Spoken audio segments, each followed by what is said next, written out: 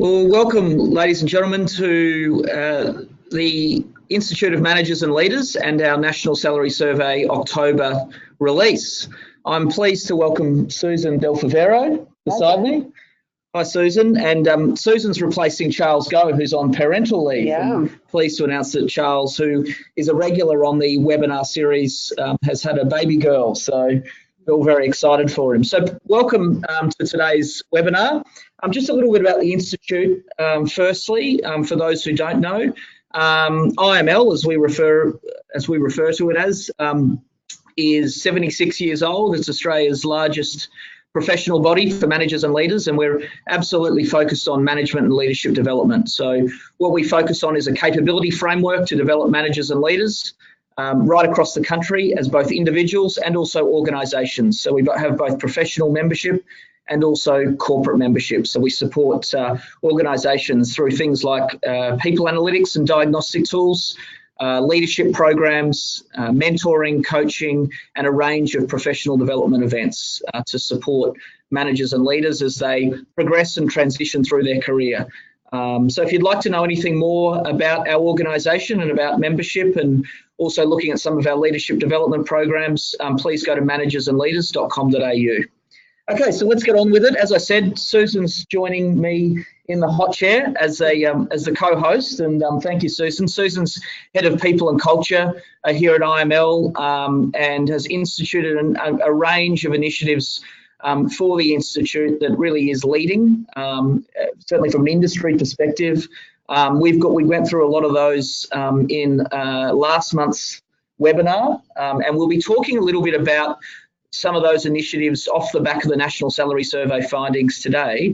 Not only will we talk about some of the salary changes that are happening in the economy, but we'll also talk a little bit about the gender pay gap results, which we've released this week and are available to National Salary Survey purchasers. So let's get on with it and get cracking. Firstly, a little bit about the National Salary Survey.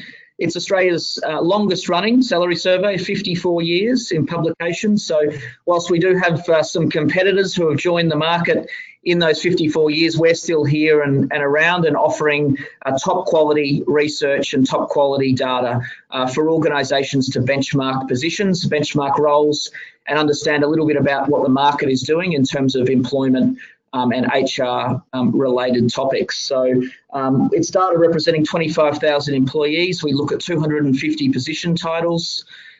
We don't just cover salaries, we cover HR policies and trends as well. And obviously we'll talk a little bit about the gender pay gap. And last webinar, we talked a little bit about staff retention and the staff retention policies of organisations. We also offer a hard copy and our online database. And we've put significant investment into the online database, particularly drill down tools and quick ways in which you can easily search for position titles, roles, job families in particular states, in particular regions. And we've worked really hard and put significant investment into that online tool. So for all purchasers, I obviously urge you to go in and use that tool. But what we always find as well is the hard copy is always a very, very popular and easy to use source, and it has been for 54 years since we've started producing it. So as I said, there's additional insights, our staff retention report, our gender pay gap report. We also do a quarterly newsletter to all subscribers, and we have a remuneration consulting service. So where there is roles that we have missed or we haven't covered for you in the salary survey, or we didn't have enough data to be able to capture a decent sample size in that job role, we offer a consulting service, and you can speak to the team about a range of different roles through that consulting service at any time. So that's just a little bit of an overview of the survey, and this is really, the survey really is the driving force behind all of these statistics and everything that we talk about from an HR perspective and a salary perspective. It all comes from the 54 years of the National Salary Survey being in business. So let's talk a little bit about salaries and move on to. Normally we ease into this by talking a little bit about the economy, but I thought we'd get straight into what are we seeing out there at the moment, and we'll move into the economy shortly. So wage growth in industries, Susan. We're still seeing business and professional services, and I've been general manager of corporate for some time in this organisation now. Every single year, business and professional services has been either number one or two. Why is this? There seems to be this growth in service-related industries, particularly professional services. Are you seeing that from an HR? Absolutely, yeah. And we do, IML, we do compete with those organisations for staff. So it does get a bit of an issue when you're competing for those staff and the salaries keep going up. So yeah, I've definitely noticed that in the market recently. We also, business and professional services is also seeing higher rates of resignations as well, as we saw from the last webinar. So it feels like people are more confident to resign their job and go to a competitor for more money. More mobile, definitely. More mobile, more flexibility, and they're offering more, they're competing amongst themselves. So having to increase salaries as part of that competition. Lowest construction and engineering. This is a little bit of surprise that it came in at 2.48%. So you can see that the average across the industries is 2.9, and we'll have a little bit closer look at that shortly. So lowest 2.48 in construction and engineering. Perhaps a bit of a slowdown in that space. I mean, we're sitting here in Brisbane, and certainly I was always told doing an undergrad in economics that you could tell the production in the city or the growth in the city by looking at how many cranes are in the air. Certainly construction engineering, we're starting to see a little bit of a slowdown in cranes in the air here in Brisbane. And as I fly into Sydney and Melbourne regularly, I do see that as well. So a lot of new stock coming on into markets, particularly residential apartment blocks in the city. So perhaps that's a catalyst there for a slowdown from a demand perspective in salaries.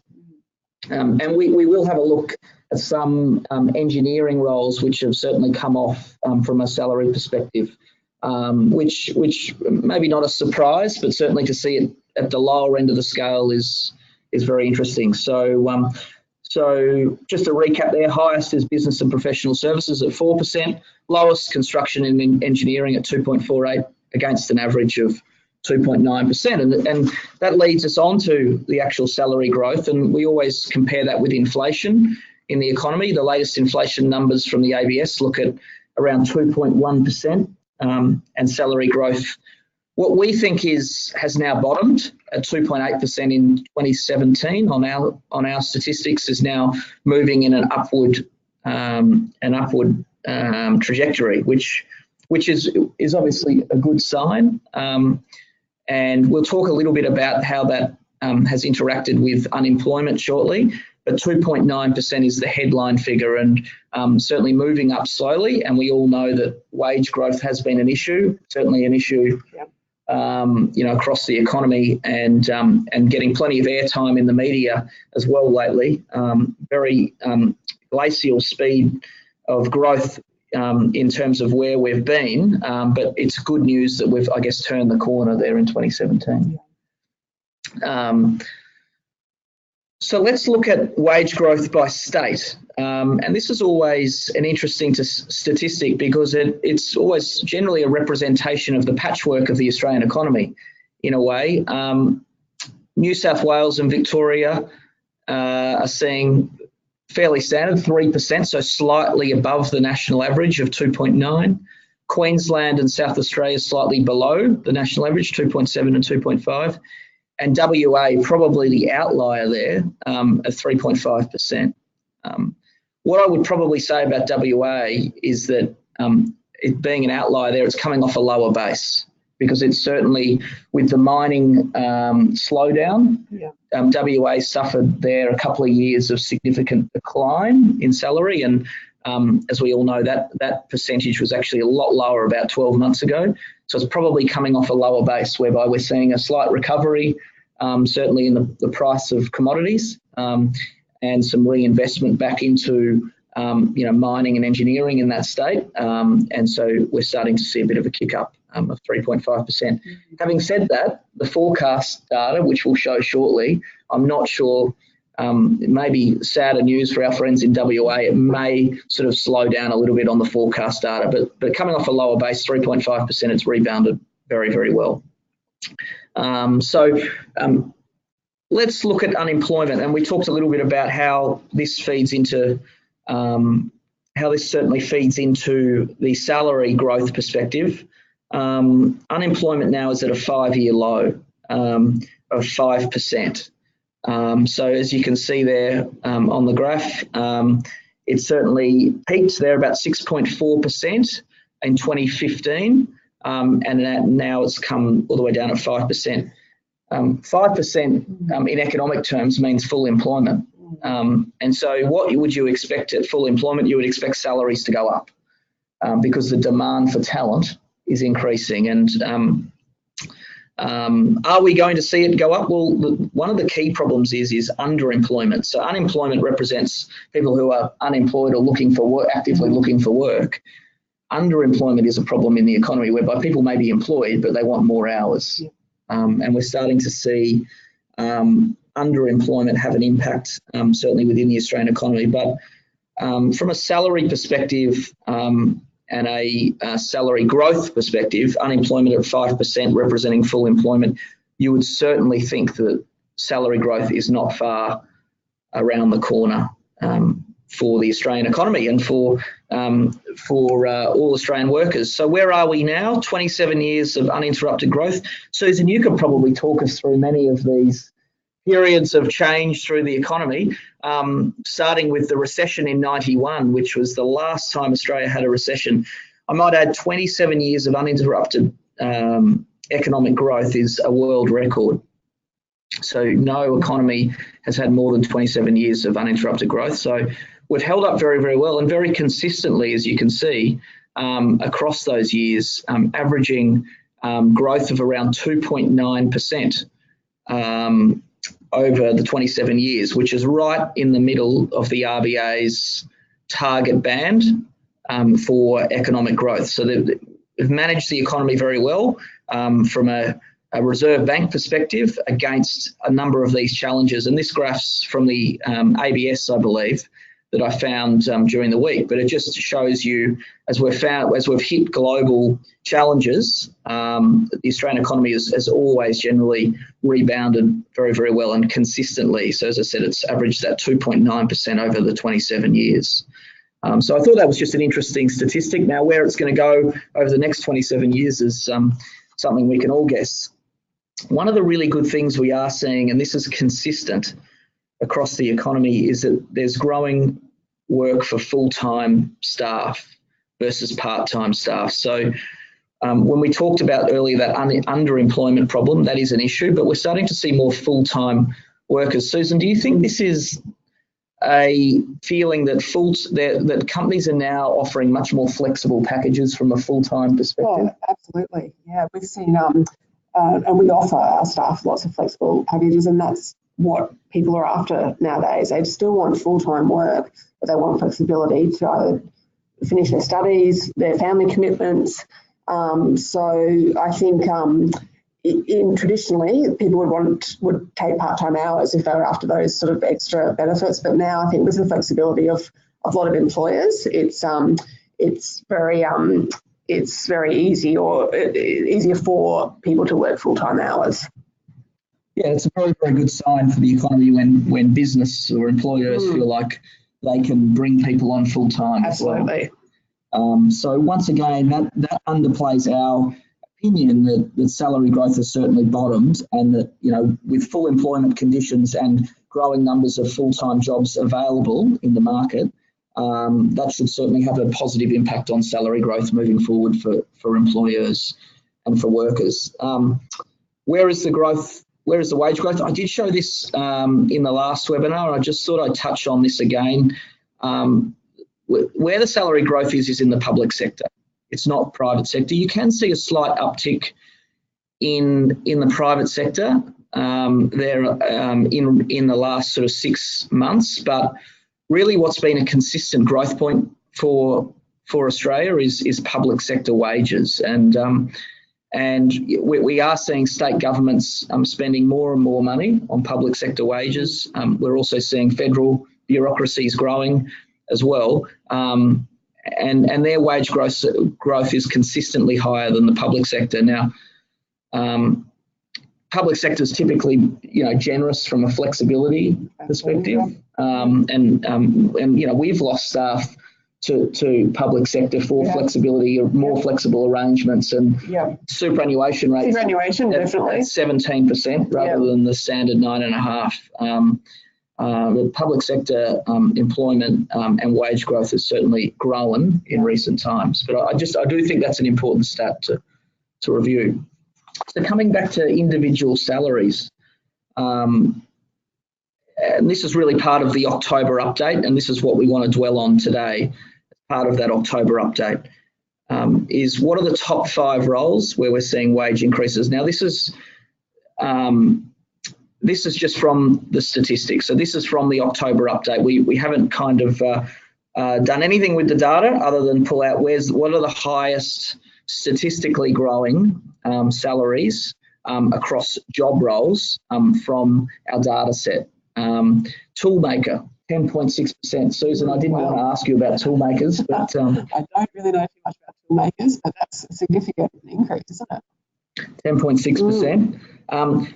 The next 2 are really, really interesting, and risk and compliance.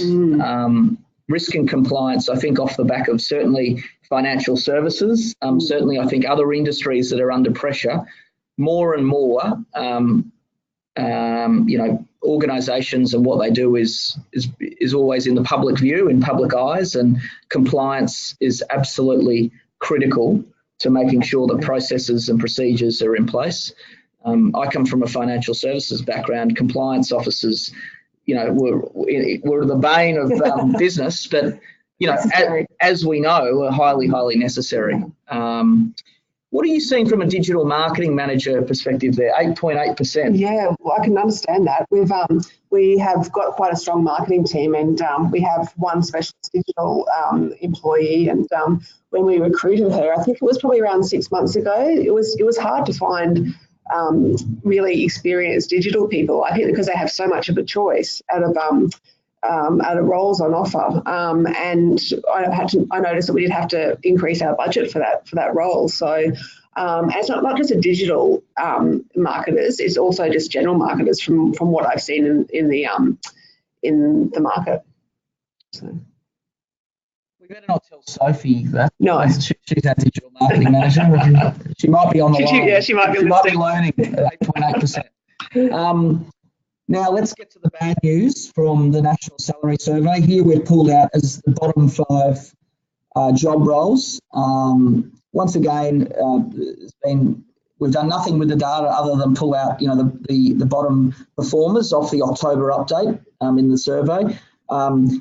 Experienced engineer level 2 civil. I can't explain a lot about that role type, but 10.9%. That might sort of put in perspective that construction and engineering sector coming off a little bit, travelling at, 2.48% growth. So estimator, negative 6.5. Recruitment manager, Susan. Oh, that surprises me.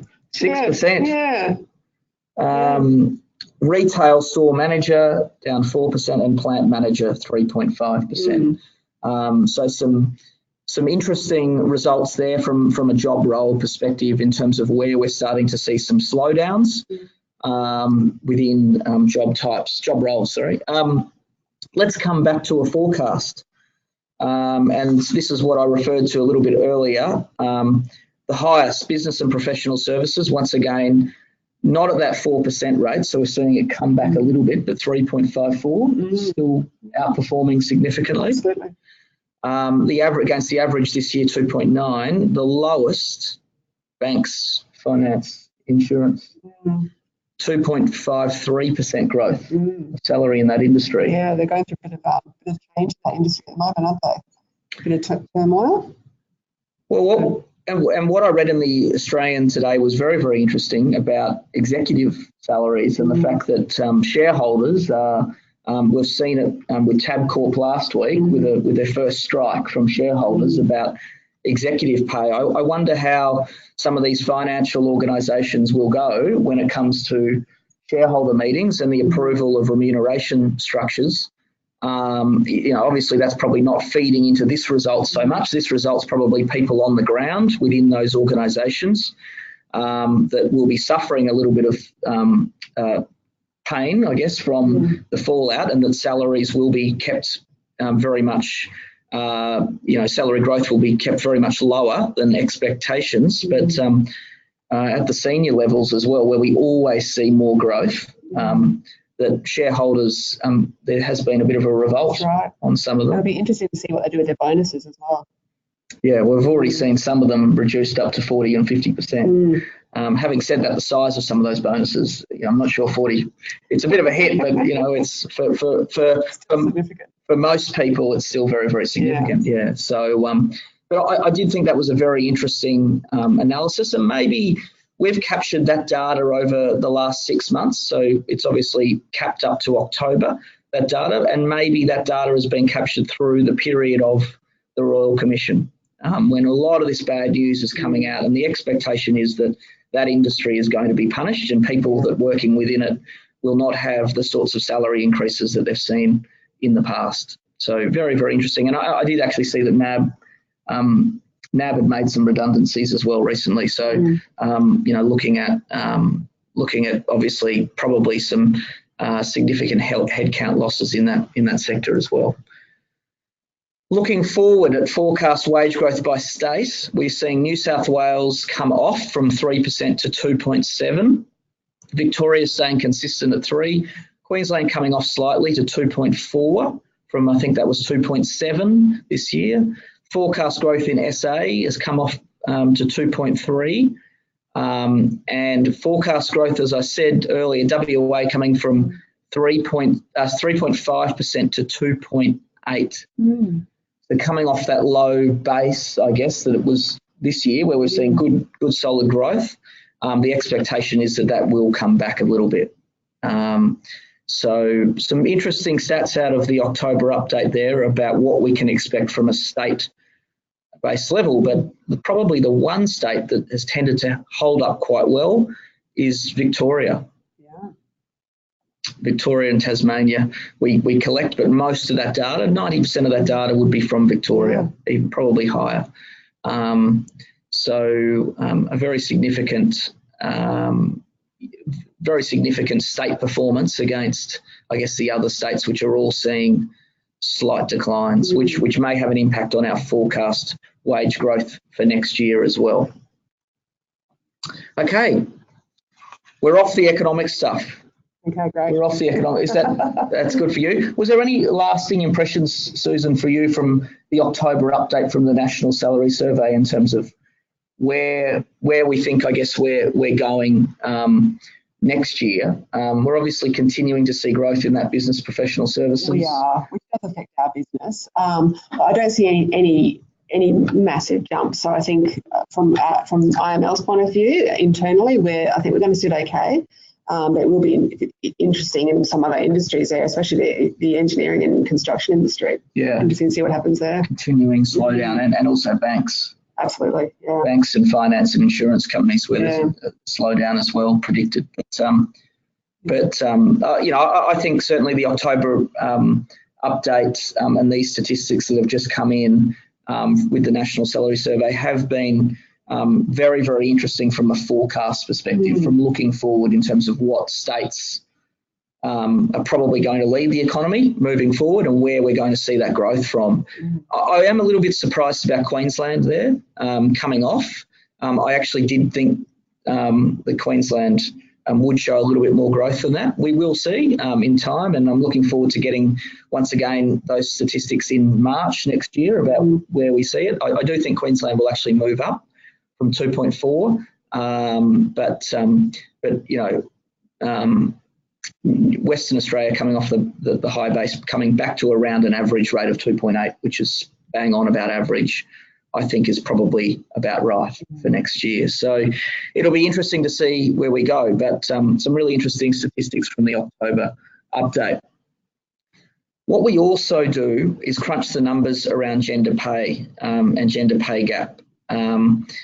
This has been part of IML's suite of research reports that we offer to National Salary Survey purchasers. We put together the staff retention report, which we talked a lot about last webinar, and we also put together a gender pay gap report.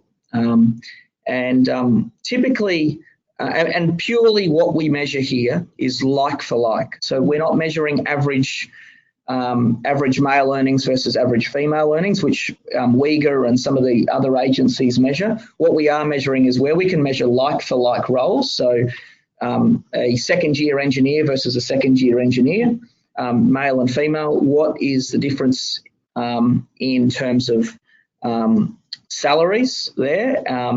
What it also wants to do from our perspective is to make organisations and National Salary Survey purchasers really aware of, do they have gaps in their workforce? Are they ensuring that there's equal opportunity right across the board, and making them aware that there is market data out there like the National Salary Survey that can help organisations understand a little bit about where their gaps are and to address those. So what are the good things, Susan, that have come out of the gender pay gap report for 2018? Well, I actually think it just developing the report and publishing the report just makes everyone more aware of the gender pay gap issue.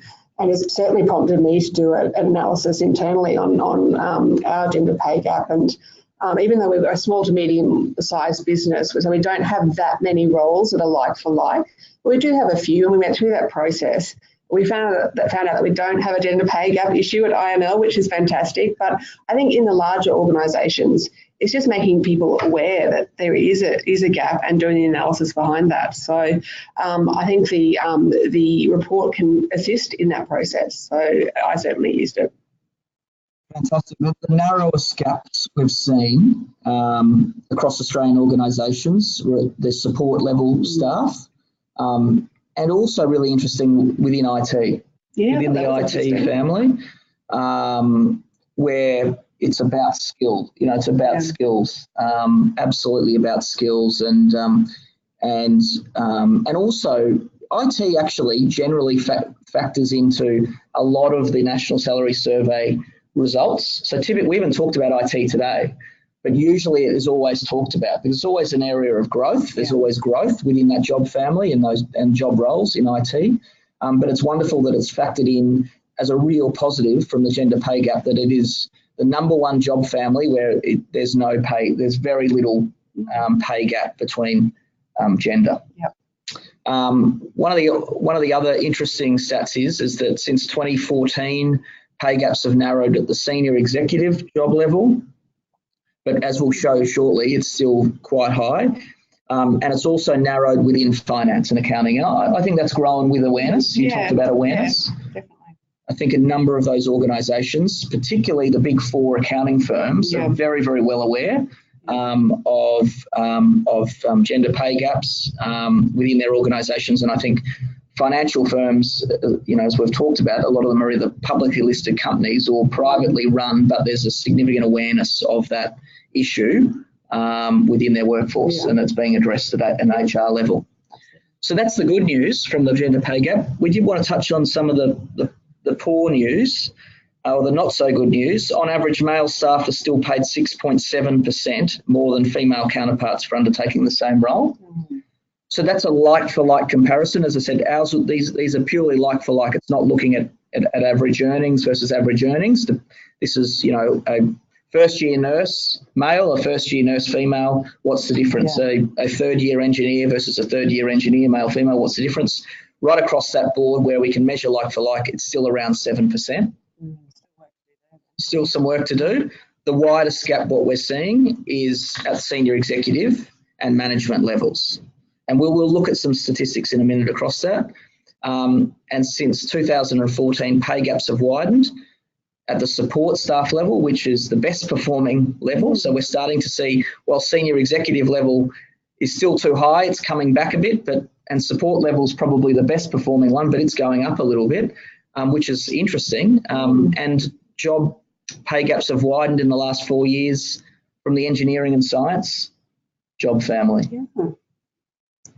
Which is interesting. Yeah, it's interesting. wonder what the background to that is.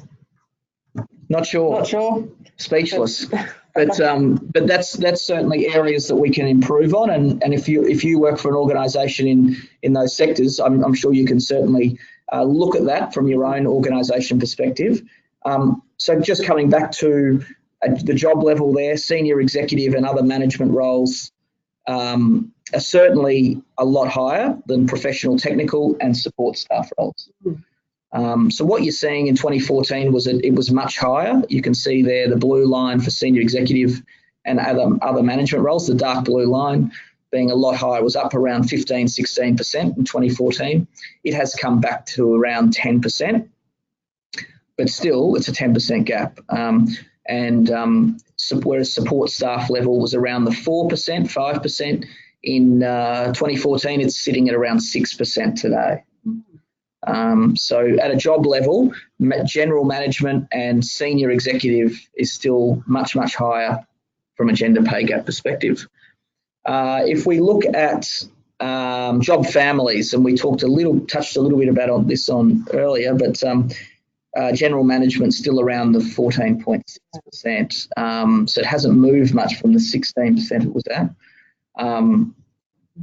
Much higher than other job families. We're still seeing marketing and sales is higher, which is interesting. HR. Oh, I was blown away by that one. Yeah. HR, 9.5% gap. That's really interesting. So male HR executives are paid more. Are paid more than 9.5% more than. Yeah. There's a lot. You better do your comparison. There's a lot more female HR managers that I've come across as well. So I thought so. Yeah.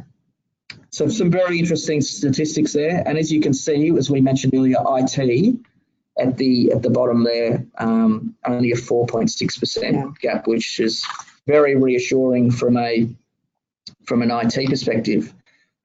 Let's look at just quickly a couple of strategies that I guess we have identified from the research.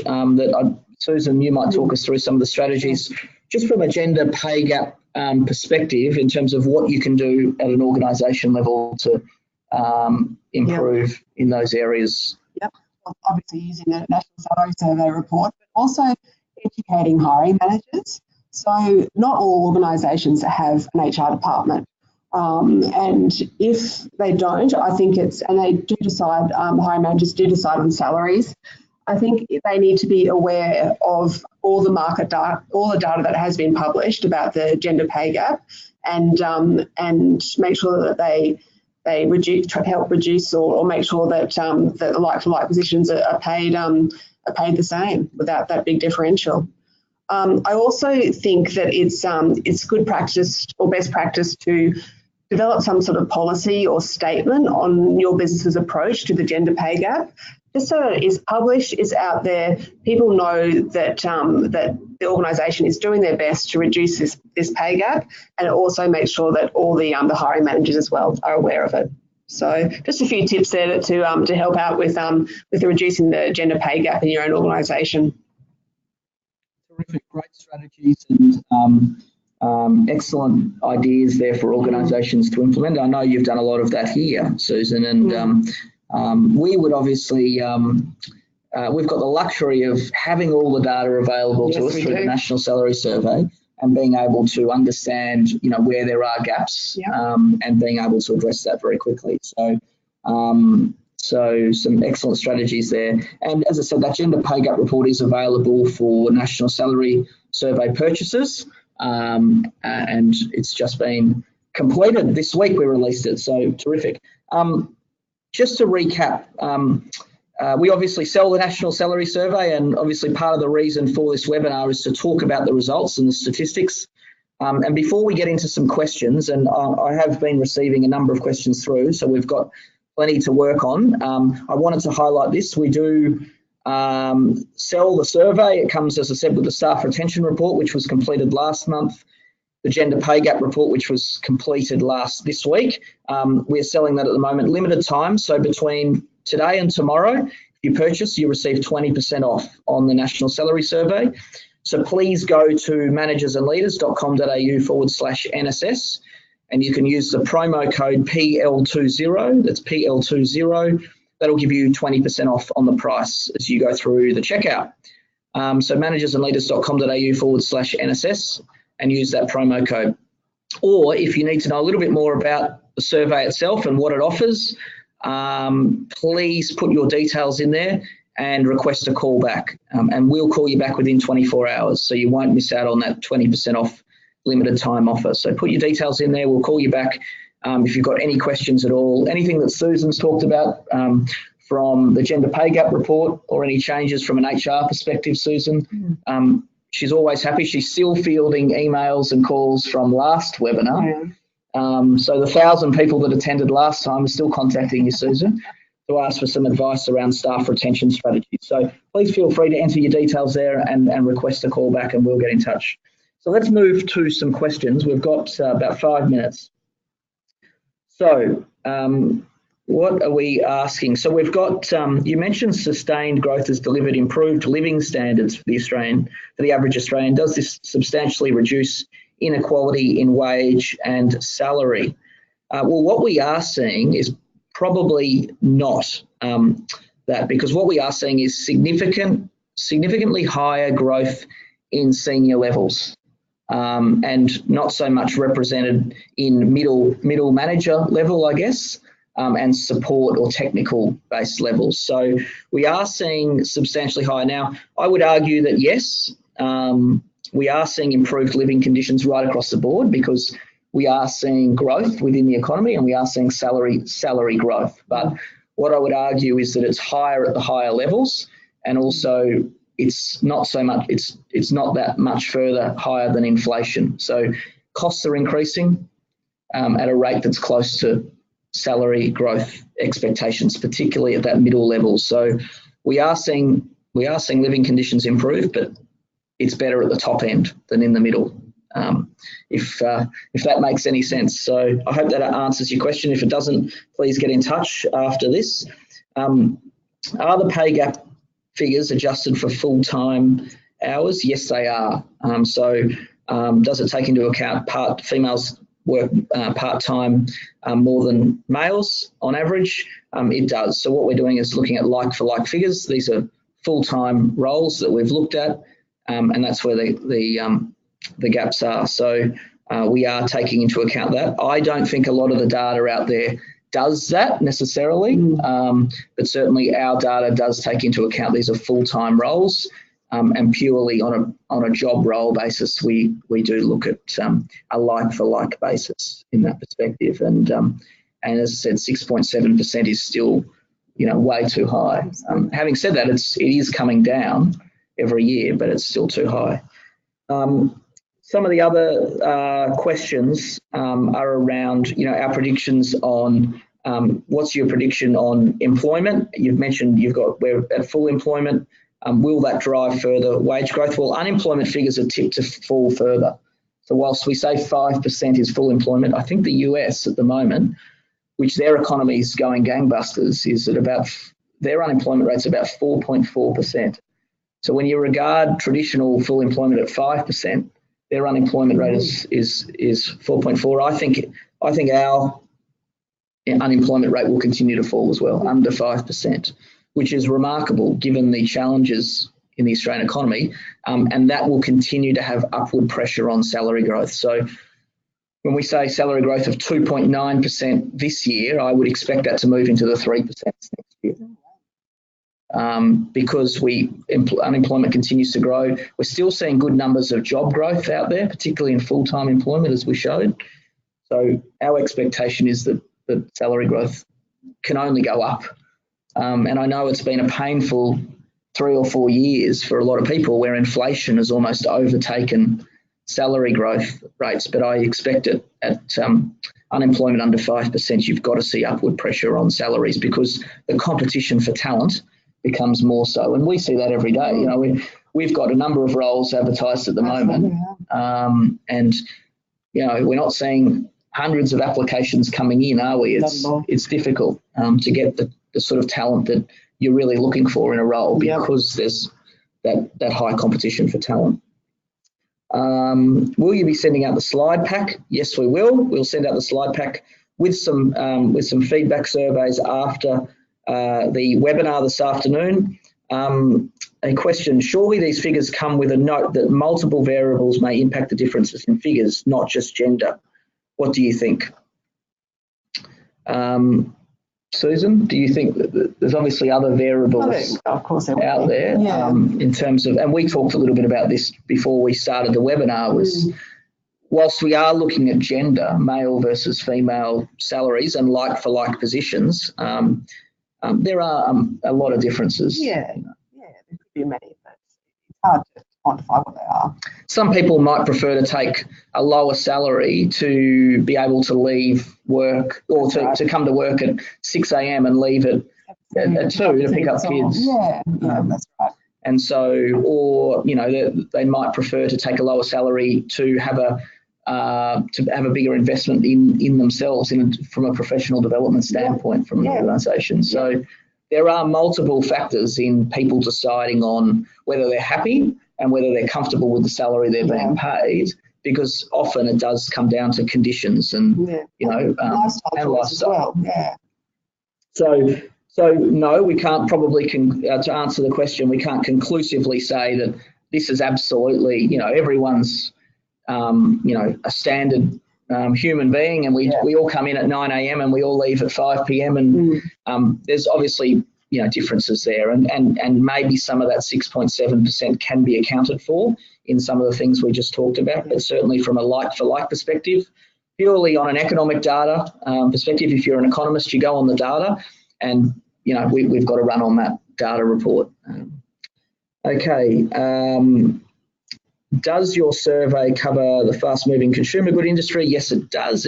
We do survey a number of FMCG companies to get their data. So a lot of the position titles are held within fast-moving consumer good industry. Do you have any data for New Zealand? Great question there. We unfortunately don't have any data for New Zealand at this stage. We have been looking at going across the ditch to New Zealand to survey. One of the interesting things about New Zealand is there's a very larger percentage of companies that are much smaller. So Australia's got probably a higher percentage of companies that are, you know, medium-sized to large organisations. New Zealand's got a very, very large percentage of companies in the $5 to $10 million turnover range, so small businesses. So it does make it challenging for us to go across there, but I have been asked that probably on an annual basis, do you have New Zealand data? And we may just have it in the future, who knows, but certainly not at this stage. Just Australian data and right across Australia. And this leads to the next question, does the data cover regional areas? It certainly does. So as I talked about a bit earlier about that online drill down tool, that tool allows you to drill down into regions, and it taps into organisations and employees, as we talked about at the beginning, 25,000 employees it covers. So a lot of those employees are in regional areas as well as metros, so you can drill down into regional Victoria, regional, you know, North Queensland, Central Queensland. That's really helped me because we're a national organisation and we do have regional roles, so it has really assisted me with in the salary review process. Yeah, so and that's one of the things where, if I come back to IML, we have a huge presence in those regions. We do a lot of events, we do a lot of work within regional centres as an organisation, particularly promoting, you know, good leadership and good management capability in those areas. And one of our legacy, I guess, one of our proud legacies is really having a connection with particularly regional Australia, not just metro, where a lot of other professional bodies are centred. Having said that, we still have a big centre in, you know, Brisbane, Sydney, Melbourne, a big focus there, but we do have terrific regional engagement, and 54 years of the National Salary Survey has meant that we've been able to collect and keep renewing that data, particularly in regional centres.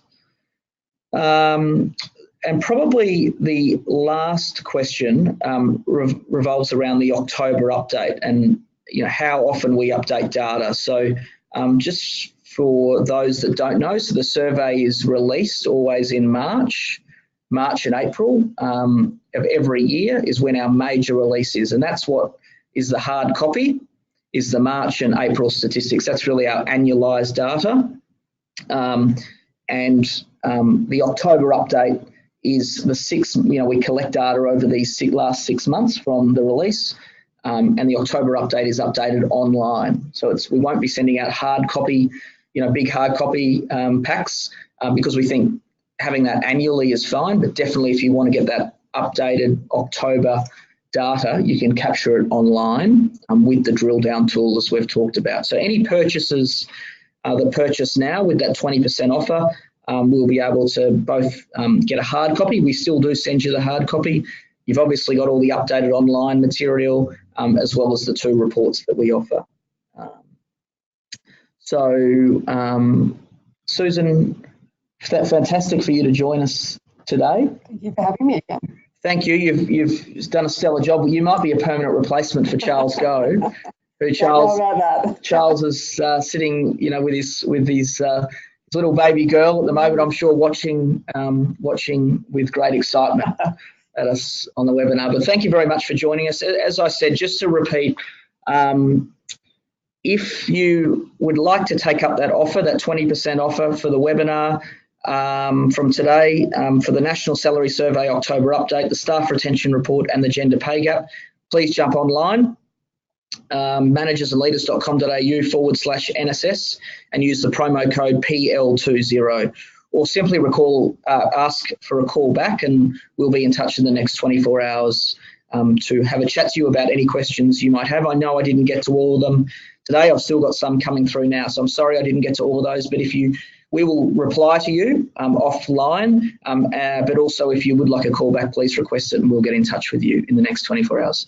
Thank you very much for your company today, and thank you for your support of both IML and the National Salary Survey.